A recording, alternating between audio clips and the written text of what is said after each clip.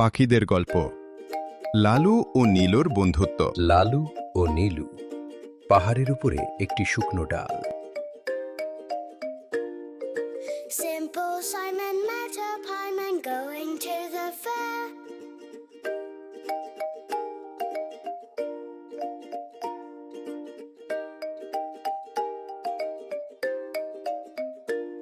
Says Simple Simon to the pieman, let me Nilu, taste তুই your আজ এত দেরি করে এলি কেন?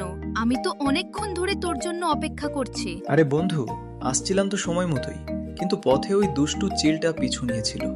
অনেক কষ্টে মেঘের আড়ালে লুকিয়ে আসলাম। মন খারাপ করিস না, আজ আমরা এই পাহাড়ের ওপর থেকে নতুন সূর্যোদয় দেখব।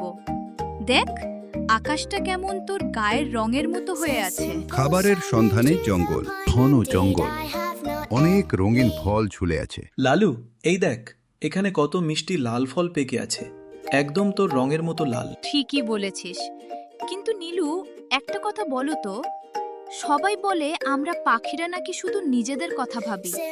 মানুষ কি আমাদের বন্ধু হতে পারে? সব মানুষ এক নয় বন্ধু।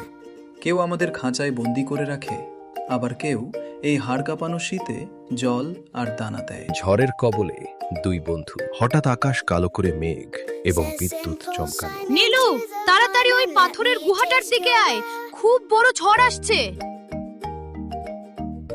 আমার খুব ভয় করছে লালু, ডানা দুটো যেন আর চলছে না। ভয় পাস না, আমার ডানার নিচে আয়। আমরা দুজন একসাথে থাকলে কোনো ঝড় আমাদের কিছু করতে পারবে না।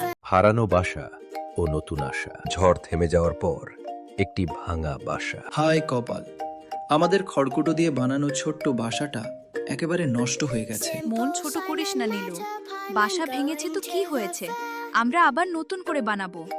এই বটগাছের সবচেয়ে উঁচু ডালে এবার বাসা বাঁধবো। ঠিক বলেছিস, পরিশ্রম করলে আবার সব সুন্দর হয়ে যাবে। চল, নতুন ঘর খুঁজতে যাই। Says Simple Simon to the pieman, let me taste আকাশে your ওড়ার আনন্দ ও শেষ কথা। পরিষ্কার নীল আকাশ, দুই বন্ধু ডানা মেলে উঠছে। নীলু, দেখ, নিচ থেকে জঙ্গলটা কেমন সবুজ গালিচার মতো লাগছে। হ্যাঁ রে, মুক্ত আকাশে ওড়ার মতো আনন্দ আর কিছুতে নেই। আমাদের বন্ধুত্ব যেন এই আকাশের মতোই বিশাল হয়। সব সময় এভাবেই আমার পাশে থাকিস বন্ধু। চলো, ওই দিগন্তের দিকে উড়ে যাই।